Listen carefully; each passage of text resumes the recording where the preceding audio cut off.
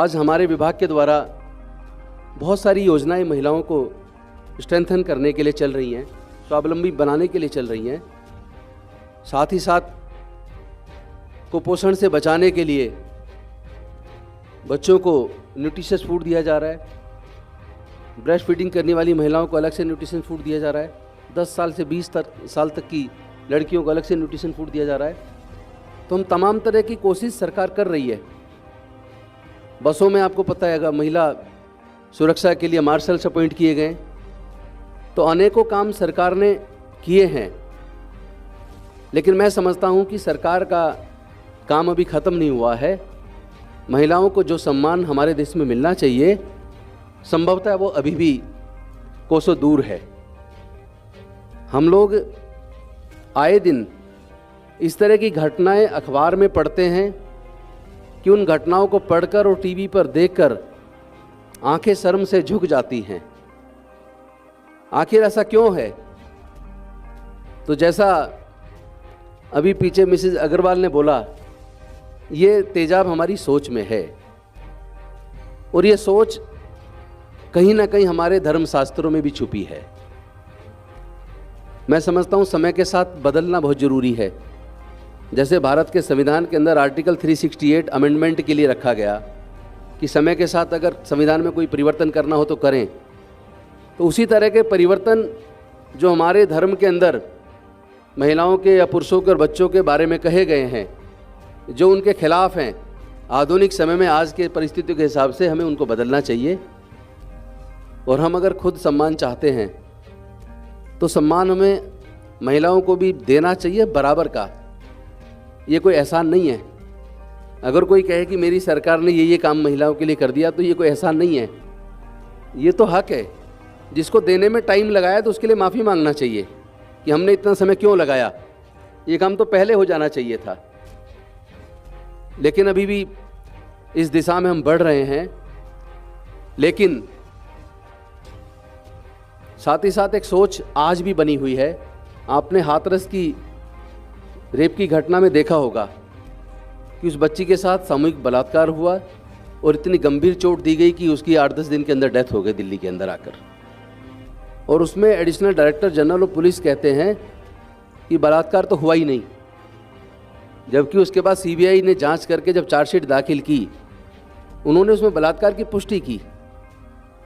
तो ये एक मतलब जो मेल डोमिनेटेड सोसाइटी के अंदर एक सोच है, वो सोच हर परिवार में मिल जाएगी, अधिकारियों में मिल जाएगी, कर्मचारियों में मिल जाएगी। करीब अब से 20 साल पहले, करीब 14 साल पहले मैंने पूरे देश के सभी संस्थानों में आरटीआई लगाई। तब मैं वकालत करता था और सोशल एक्टिविस्ट था। उसके बाद पूरे देश के विभागों में वर्क प्लेस पर जो हरासमेंट होता है, सेक्सुअल हरासमेंट, उसके लिए कमेटियां बनी। मतलब उसको भी बनने में इतना टाइम लगा, उसके लिए भी आरटीआई लगानी पड़ी, जबकि वो मतलब कानूनी तौर पे बनाना सारे विभागों का दायित्व था। लेकिन उसके लिए मुझे आरटीआई लगानी पड़ी और पूरे देश के सारे सरकारों के अलग अलग विभागों से उसके जवाब आए। कुछ ने कहा हम बना रहे हैं, कुछ ने कहा हमने बना दी। कहने का मतलब है कि ये सोच की बात है, हमारी सोच में ही विकृति है। हमें अपनी सोच बदलनी होगी। और अगर दुनिया में कंपटीशन में हमें आना है, मैं समझता हूँ कि अगर आधा शरीर तरक्की कर जाए, मजबूत हो जाए, और आधा शरीर बेहद कमज़ोर हो जाए, और एक ऐसा व्यक्ति है जिसका पूरा शरीर स्वस्थ है लेकिन बहुत ज़्यादा ताकतवर नहीं है, अगर दोनों में दौड़ लगवाई जाए तो जिसका आधा शरीर पैरालिसिस है और आधा बहुत मजबूत है, उसको स्वस्थ शरीर वाला पतला दुबला आदमी भी हरा देगा। तो ये सोच बदलनी चाहिए हमें। मतलब हम लोग सब ये क्यों नहीं मानते, हम सब इंसान हैं और इंसान को बराबरी का हक है, प्राकृतिक तौर पे हक है, और वैसे भी हक सबको देना चाहिए। एक दूसरे की हमें रेस्पेक्ट करनी चाहिए, एक दूसरों की अधिकारों की इज्जत करनी चाहिए, एक दूसरे की स्वाभिमान की रक्षा करनी चाहिए। जब हम एक दूसरे की स्वाभिमान की और इज्जत की रक्षा करेंगे तो मैं समझता हूँ सब कुछ ठीक हो जाएगा। हर व्यक्ति अपने अधिकार तो सुरक्षित चाहता है, लेकिन अधिकारों के साथ साथ कर्तव्य भी होते हैं। अगर हम चाहते हैं हमारे अधिकार सुरक्षित हों, तो हमें चाहिए कि हम दूसरे के अधिकारों की भी इज्जत करें। अगर हम चाहते हैं हमारी माँ बहनें सकुशल रहें, सम्मान का जीवन जिएं, तो हमें चाहिए कि हम दूसरे की महिलाओं का भी सम्मान करें।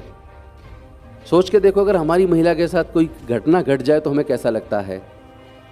लेकिन जिन महिलाओं के साथ घटना होती है, कोई ना कोई पुरुष तो करता है ना, वो भी किसी का बेटा तो है ना, उसे संस्कार में मिला क्या है। फिर हमें संस्कार में अपने बच्चों को बराबरी की सोच देनी चाहिए। जब माँ कहती है नहीं बेटे को अच्छे स्कूल में करा दो दाखिल, बेटी को सरकारी में करा दो, तो वहाँ डे वन से सोच, एक नेगेटिव सोच घर में काम कर रही है, और माँ की भी कर रही है नेगेटिव सोच। तो अगर माँ की सोच नेगेटिव है अपनी लड़की को लेकर, तो संस्कार में ही घर से एक नेगेटिव सोच मिल रही है। और जब घर में परिवार में ही नेगेटिव सोच माँ से मिल रही है, यानी कहते हैं ना कि महिला की दुश्मन है। अनजाने में माँ को भी नहीं पता कब वो अपने बच्ची के अधिकारों के खिलाफ काम कर रही है। तो ये सोच बदलनी चाहिए, और ये सोच मैं समझता हूँ हर परिवार को बदलनी चाहिए। साथ ही साथ स्कूलों में, शिक्षण संस्थानों में, और जहाँ हम काम करते हैं वर्क प्लेस पर, सभी जगह पर एक ऐसा एटमॉस्फेयर हमको बनाना चाहिए जिस एटमॉस्फेयर में सब अपने आप को बराबर समझे, और बराबर लिखने में ना हो। आजकल हम लिखने में बहुत बराबर लिखने लगे कि सब बराबर हैं। और दूसरा, किसी को भी मंच पे बुला लो, महिला दिवस पर आप मंच पे बुलाओ, भाषण कराओ, तो मेरे ख्याल से 100 में से 100 लोग कहेंगे मैं महिलाओं के अधिकारों की इज्जत करता हूँ। अगर सभी लोग महिलाओं के अधिकारों की इज्जत करते हैं तो फिर रोज रोज इस तरह की घटनाएं हमें अखबार में पढ़ने को क्यों मिलती हैं। रोज मतलब और तो और 6 महीने की बच्ची के साथ बलात्कार। हम लोग किस सोच में जी रहे हैं, कहाँ जी रहे हैं, हमारी सोच किस दिशा में बढ़ रही है, हम कैसे समाज का निर्माण कर रहे हैं।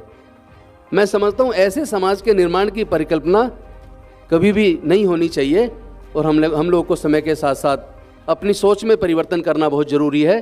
तभी हम एक विकसित और सशक्त भारत बना पाएंगे। बहुत बहुत धन्यवाद।